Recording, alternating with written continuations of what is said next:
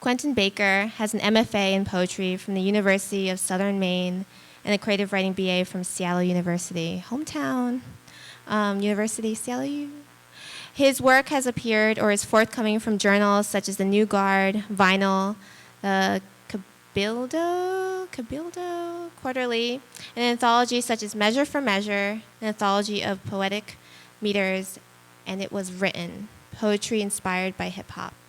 His chapbook is not forthcoming, it is here. What? He was a 2014 Pushcart Prize nominee and is just newly minted as a Made at Hugo House Fellow here. I'll just make the announcement now, might as well.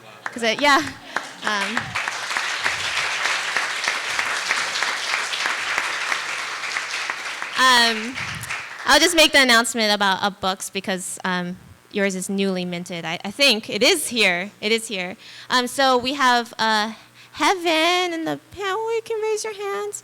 Heaven is our merch girl, and she has all the books with her, which means that you can purchase them. Quenton's chapbook is $10. Rob's book is $12, and Sally's is $15. Check out Heaven. And the books right there, yeah, that's right. Please enjoy Quenton's reading. I will also note there are accompanying projections as well to his reading, so enjoy a very kind of multimedia experience with his work. Thank you, Quenton, and thank you guys for coming out tonight. Thank you.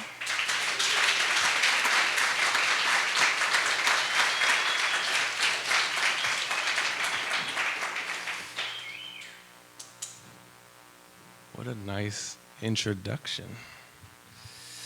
Thank you, Jane. Thank you, Josh. And thank you, Timothy, and everyone at CAM. What a beautiful place. Everyone's so nice here.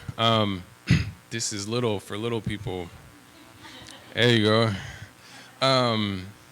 Yeah, and thank you, people, for being people and being here. Thank you, Shu, for being Shu. And shout out to my man Richard Owens at Punch Press who overnighted me a shoebox of these. I got it at 9:15 this morning, so I can have them here. He's a beautiful man, a saint among humans. Okay, so these first poems that I'm going to read, I'll call them archival poems, and I stole that from Claudia Rankine. She said that part of her duty as a poet is to keep present the forgotten bodies. And I feel that one of the things you can do if you're someone like me here is you make your own myth, because the myths that you've been given are denigrating, or they don't exist, or they're destructive. So these first two archival poems are about Negro League baseball players. Well, one baseball player and a trainer, whatever. Giants for Oscar Charleston.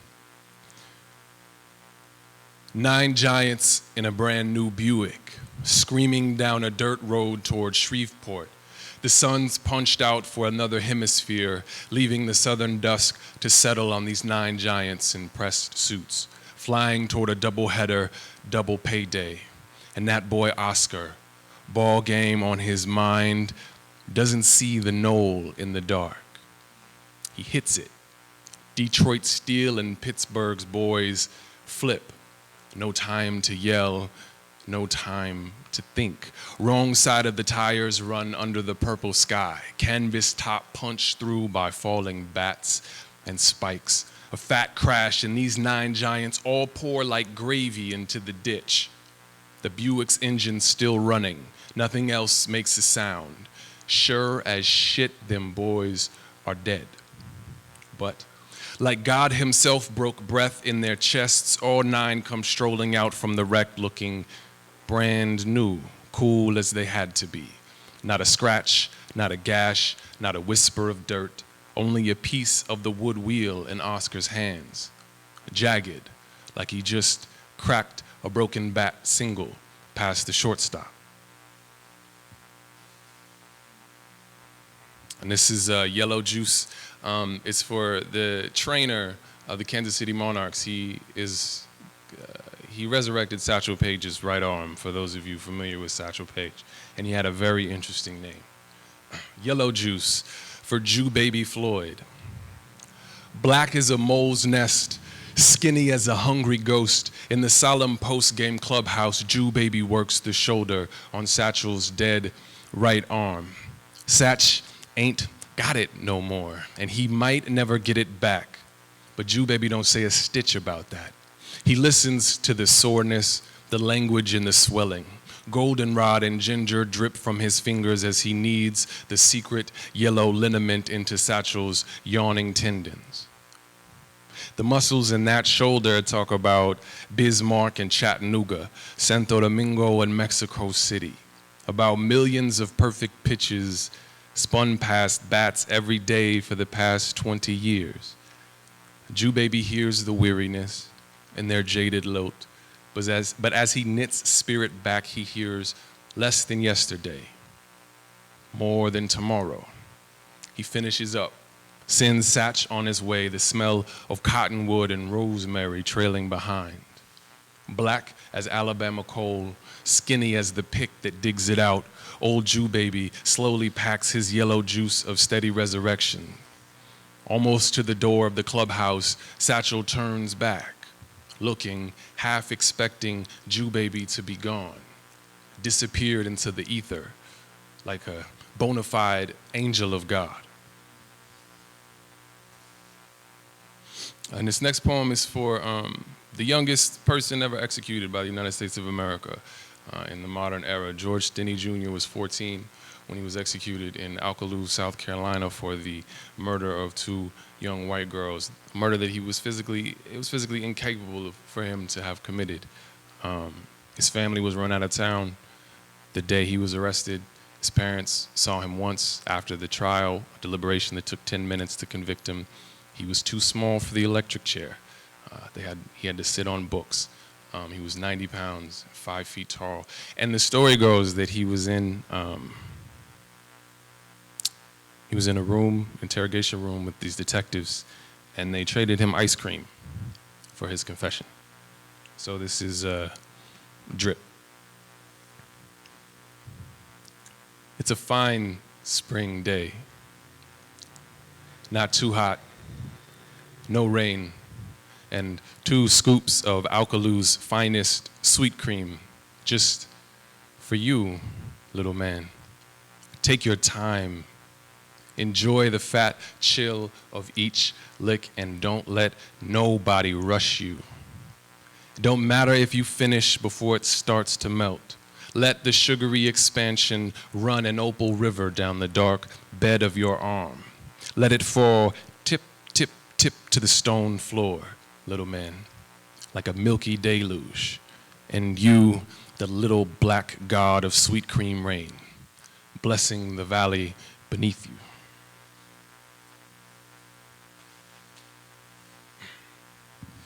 And this next poem, I guess the last archival poem, is for Sarah Bartman. Some of you may know her by the pejorative Hottentot Venus.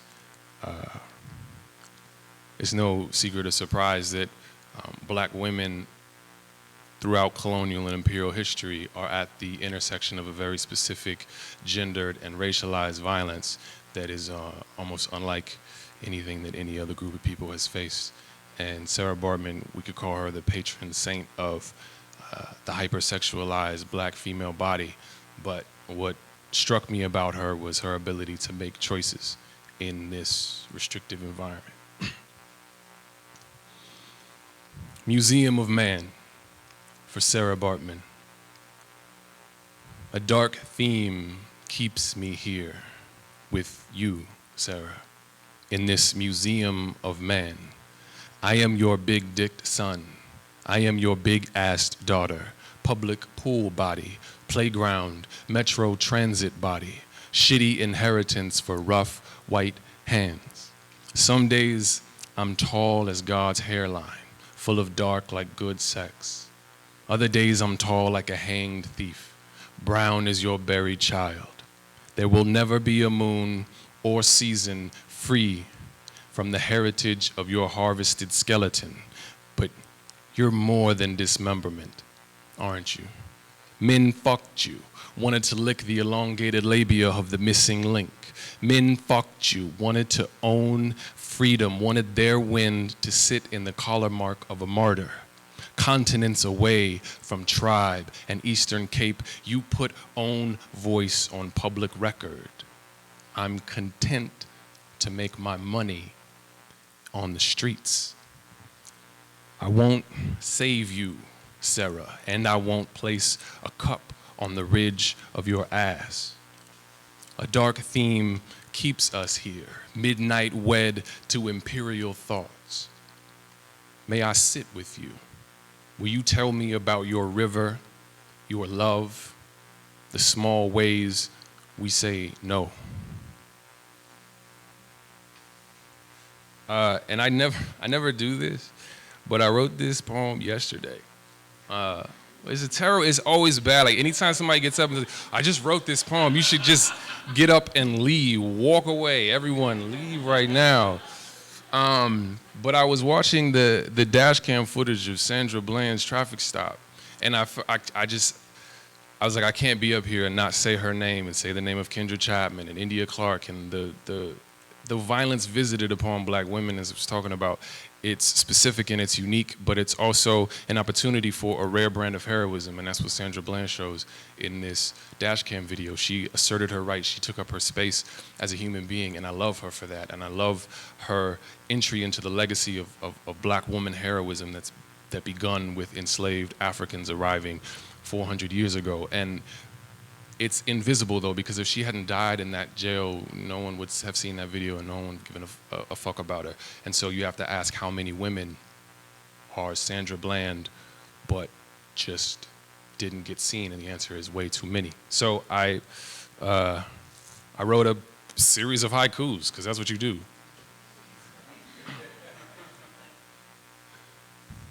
And we would not call it empire. Late autumn, scarce cover in the canopy. No season longer or later than black and woman. Can you put that out? Your space? It's loud. Phantom forest of pine and birch, and yet it burns. Black left behind on extinguished wood. A holy knife. Trash bag wedding. Gilded bed for spears. What are you? Power performed on, the mule of the world, the scattered frenzy of woman and human and black.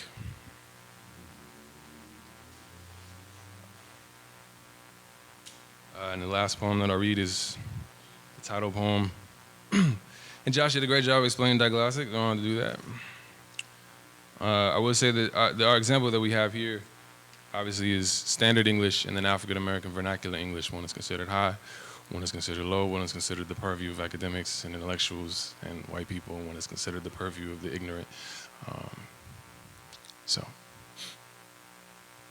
diglossic in the second America. If you're kind, you say high or low. Honest, you say default or black, but we don't say black. Not now. Only dog whistles. Welfare queen, tough on crime. Wow, look at her run, such a natural athlete. What I mean is two tongues, high and low speech, white teeth and suit or thug.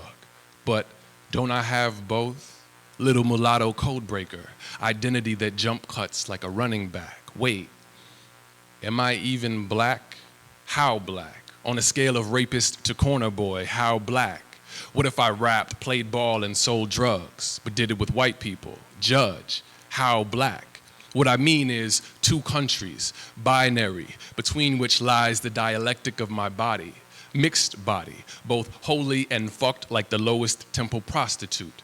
I am you until the police get called. Then I'm sleeper cell felon until the black cradle of rage rocks me. Then I've earned it.